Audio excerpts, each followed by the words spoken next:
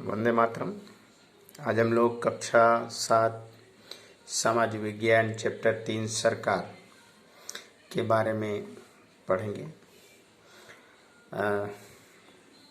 आप लोगों ये जो दैनिक पत्र के समाचार हैं, इस पर कुछ ना कुछ आए दिन सरकार के बारे में छपे रहता है। तो चलिए हम पढ़ते हैं कि सरकार अर्थात क्या और उसके कार्य और उसका हमारे जीवन पे क्या महत्व है। इन बातों को हम यहाँ पर पढ़ेंगे और समझेंगे कि सरकार क्या है, सरकार से हमें क्या फ़ायदा होता है और उसके कार्य क्या है। आप जानते हैं कि प्रत्येक देश को अलग अलग निर्णय लेना, अमल करने के लिए और काम करने के लिए सरकार की ज़रूरत पड़ती है। कोई विद्यालय बनवाना हो, रास्ते कहाँ बनाना, चीज़ वस्तुओं का भाव बढ़ाया या घटाया, बिजली की सुविधा किस तरह उपलब्ध करानी है, इस प्रकार के बहुत सारे ऐसे प्रश्न हैं जिनके विषय में सरकार निर्णय लेती है कि विद्यालय कहाँ बनवाएं, रास्ते कैसे बनवाएं, चीज़ वस्तु के भाव बढ़ें या घटाना है, या बिजली की सुख सुविधा और बहुत सारी ऐसी चीज़ें हैं जो हमारे दैनिक जीवन में हम उपयोग करते हैं। इन सारे विषयों के बारे में सरकार निर्णय लेती है, यानी सरकार फैसला करती है। सरकार कानून बनाने वाली और उसको लागू करने वाली एक संस्था है। यानी सरकार क्या करती है, कानून बनाती है और उसको लागू करने का काम करती है। प्रत्येक देश में सरकार द्वारा संविधान के अनुसार कानून बनाना, लागू करना तथा उसमें संशोधन करने का काम होता है। यानी कोई भी देश हो, उसमें सरकार संविधान के अनुसार कानून बनाती है, फिर उसे लागू करती है और उसमें समय समय पर सुधार भी करती है। यानी सरकार कई ऐसे महत्वपूर्ण काम करती है जिससे हमें हमारे दैनिक जीवन में, हमारे रोज के जीवन में या हमारे पूरे वर्ष काल में, हमारे देश में, हमारे समाज में उसका कहीं ना कहीं प्रभाव पड़ता है। अब आप लोग दैनिक पत्र में यानी समाचार पत्र में आने वाले समाचार के आधार पर सरकार के कार्यों के विषय में जान सकते हैं कि समाचार पत्रों पर आए दिन कुछ ना कुछ सरकार के बारे में लिखा ही रहता है। बच्चों, यहाँ पर प्रवृत्ति है कि समाचार पत्रों की हेडलाइन पढ़ना है, सरकार के कार्यों की बात जहाँ की गई है उसके आधार पर सरकार क्या करती है उसकी आपको एक सूची बनानी है। ठीक है, तो ये आपका प्रोजेक्ट है। जो आप सूची बनाएंगे उसके आधार पर समझ सकते हैं कि सरकार कौन से कार्य करती है। बच्चों, यहाँ पर हम सरकार के कार्य पढ़ेंगे। सरकार भी एक संचालक मंडल है, यानी सरकार एक संचालक मंडल है जो सामान्यतः लोगों की इच्छा अनुसार संचालन करती है। मतलब लोगों के मन के हिसाब से काम करती है। वो खुद की निर्णय नहीं लेती, लोगों की क्या इच्छा है उसके ऊपर सरकार डिपेंड करती है।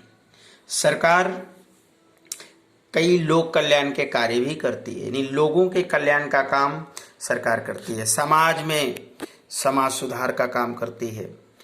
सरकार आर्थिक सामाजिक समस्याओं के निराकरण का कार्य करती है। आर्थिक यानी किसी को कोई रुपए पैसे की ज़रूरत है तो उसकी मदद करती है। सामाजिक समस्या, समाज में कुरिवाज जो फैले हैं उनको अगर कहीं बढ़ गए हैं तो उनको दूर करती है, यानी उसको निराकरण करती है। सरकार देश की आर्थिक स्थिति, लोगों की गरीबी, बेकारी के विषय में तथा लोगों की शिक्षा, स्वास्थ्य की चिंता करती है। यानी सरकार का कार्य है वो देश की आर्थिक स्थिति, लोगों की गरीबी, बेकारी के विषय में, लोगों की शिक्षा और स्वास्थ्य के बारे में चिंता करें और उसे दूर करें। यहाँ तक कि सरकार सस्ते अनाज की दुकानों, द्वारा खाद्य सामग्री का वितरण करवाती है। मतलब ये सरकारी गोदाम होते हैं जिसमें लोगों को कम सस्ते अनाज मिलते हैं। इसके अलावा शिक्षा संस्थान, अस्पताल, आपातकालीन सहायता, न्यायालय की व्यवस्था, यातायात की व्यवस्था, पोस्ट, रेलवे की सेवा, ये बहुत सारे काम हैं जो सरकार करती है। यानी आपातकालीन मतलब कि कभी कोई दुर्घटना हो जाए, आगजनी हो जाए, भूकंप आए, ठीक है ना, अकाल पड़े, बाढ़ आ जाए, तो उस समय सरकार हेल्प करती है। लोगों को न्याय मिले उसकी व्यवस्था के लिए न्यायालय होते हैं, जज होते हैं। यातायात की भी सुविधा करती है, मतलब बस, ट्रैवल्स की सुविधा करती है। पोस्ट है, लोगों को अपने संदेश भेजने हो तो उसके लिए पोस्ट ऑफिस है।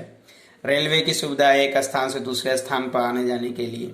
तो ये सारे जो काम हम आपने पढ़े ये सब सरकार करती है। अब सरकार के कार्य के बाद आता है कि सरकार का महत्व क्या है, यानी हमारे लिए सरकार का महत्व क्या है या सरकार क्यों जरूरी है।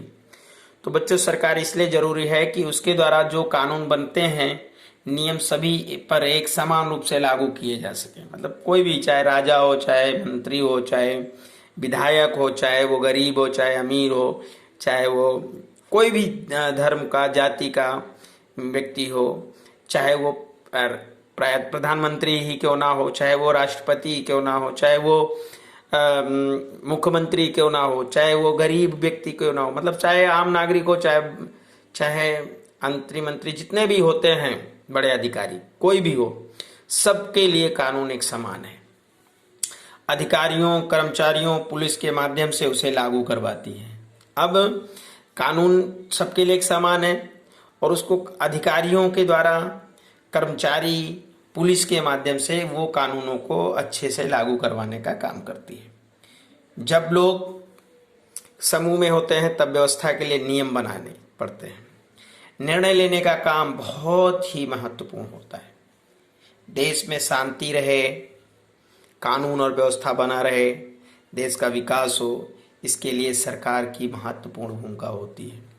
यानी देश का कानून, निर्णय, देश में शांति, व्यवस्था, देश का विकास करने के लिए सरकार की जरूरत पड़ती है। सरकार ना हो तो किसी देश का कानून, किसी देश की व्यवस्था, किसी देश का शांति, ये सारी चीज़ें लगभग समाप्त सी हो सकती है।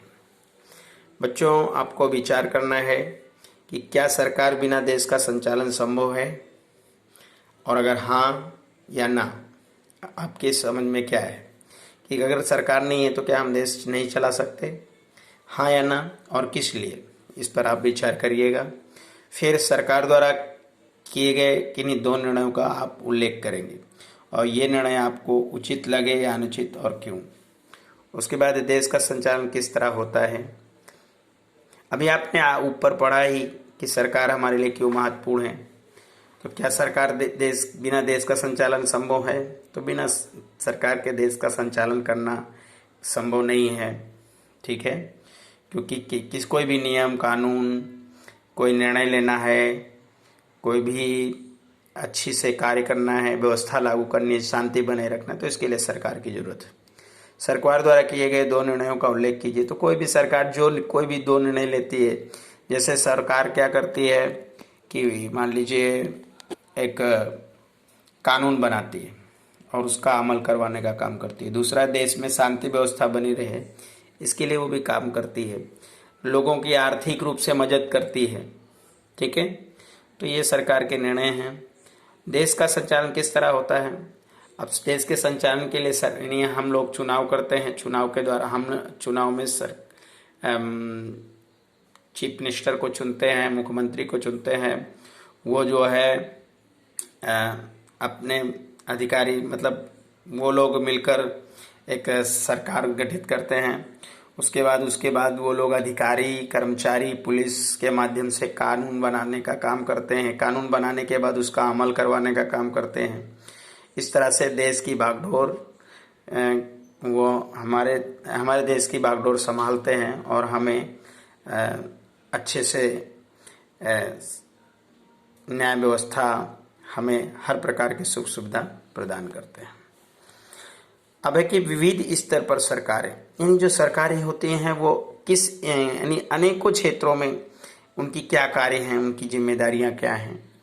तो हम देखते हैं कि हमारे देश में क्षेत्र जो होते हैं, भाई हमारा जैसे गांव है, फिर गांव के बाद तहसील है, तहसील के बाद जिला है, जिला के बाद राज्य है, राज्य के बाद देश है। तो इन स्तरों पर कैसी कैसी सरकारें और किस प्रकार से वो कार्य करती हैं वो जानेंगे। सरकार की जिम्मेदारी विविध क्षेत्रों में अलग अलग सुविधाएं देना है। मतलब सरकार का कार्य क्या है कि हर एक क्षेत्र में अलग अलग प्रकार की सुविधाएं लोगों को मिलें, ये काम करना है। और ये सब सुविधा व्यवस्था सरकार किस तरह करती होगी, चूँकि भारत बहुत बड़ा देश है और एक लोग कहीं पहुंच नहीं सकते, इसके लिए उनको एक चेन बनाना है, एक श्रृंखला बनानी है कि यानी छोटे से लेकर बड़े स्तर पर एक योजना बनाकर इसको अंजाम देना होता है। एक ही स्तर अथवा स्थल से संचालन किया जाए ये बिल्कुल मुश्किल है, यानी कठिन काम है, नागरिकों को वो फिर असुविधा होगी। अतः हमारी सरकार अलग अलग स्तर पर काम करती है, यानी सबसे पहले स्थानीय स्तर पर, फिर राज्य के स्तर पर, फिर राष्ट्रीय स्तर पर। ये 3 प्रकार के स्तर हैं जिस पर सरकार अपने कार्य करती है और अपने अधिकारी को नियुक्त करती है, अपने जो सदस्य हैं, लोग हैं, उनको नियुक्त करती है। स्थानीय स्तर का संबंध मतलब गांव और शहर से है, यानी स्थानीय स्तर का यहाँ पर मतलब है कि गांव और शहरों में, कस्बों में।